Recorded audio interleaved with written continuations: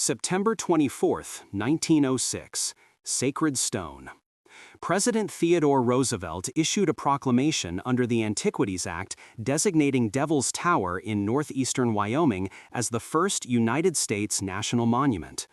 This act formally protected 1,153 acres around the dramatic monolith, drawing upon new federal authority to preserve distinct natural features of scientific, historic, or scenic interest.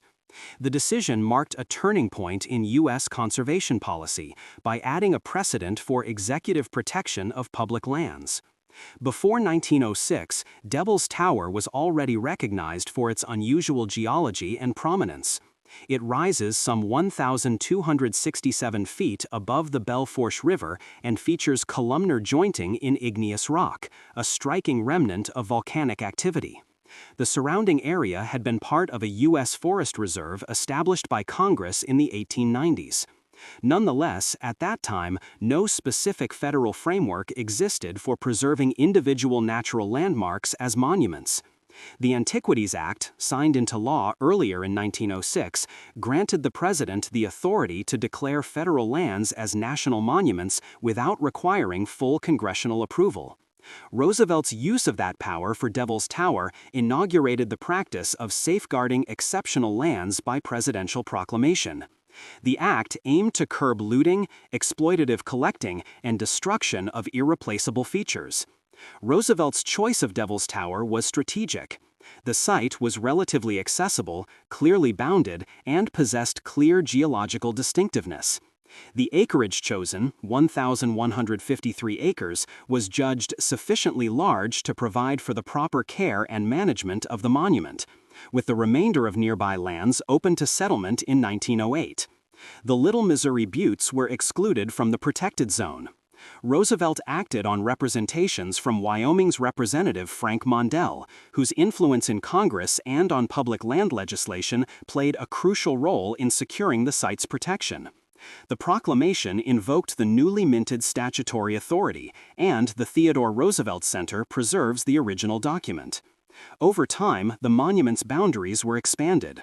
The public lands component came under the management of the National Park Service when that agency was formed in 1916. The designation of Devil's Tower as the first national monument carried symbolic weight. It signaled that federal policy would no longer confine preservation only to areas established by acts of Congress. It expressed an evolving view of the federal government's role in protecting unique landscapes and geological wonders.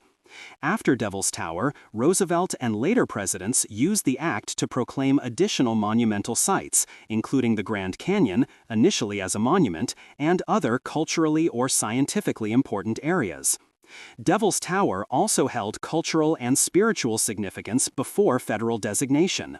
Indigenous peoples of the plains, Lakota, Cheyenne, Kiowa, and others, long regarded the tower as a sacred site.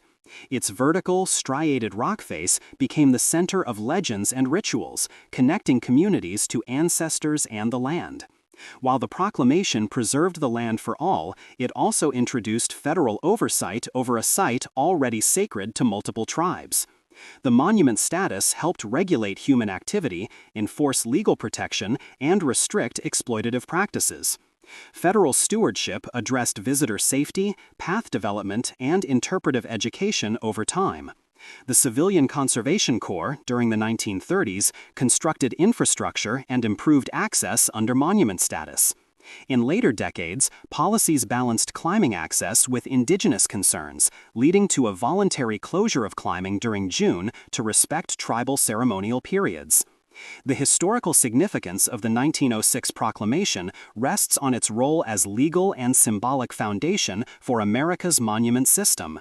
It showed the federal government could act decisively to protect lands before they were endangered by development. It broadened the conservation toolbox beyond national parks created by Congress. It also tested the balance between preservation and use, a tension that continues in public land debates. Devil's Tower status as the first national monument remains a touchstone in the history of U.S. conservation policy. It underscores the intersection of geology, federal law, cultural heritage, and environmental stewardship. Its protection in 1906 established a model for subsequent monuments and affirmed that singular natural features could receive national recognition and care outside the slow rhythms of legislative processes. For enthusiasts of historical ephemera, visit history-collectors.com to find collectibles that might complement your collection. You can own a piece of history.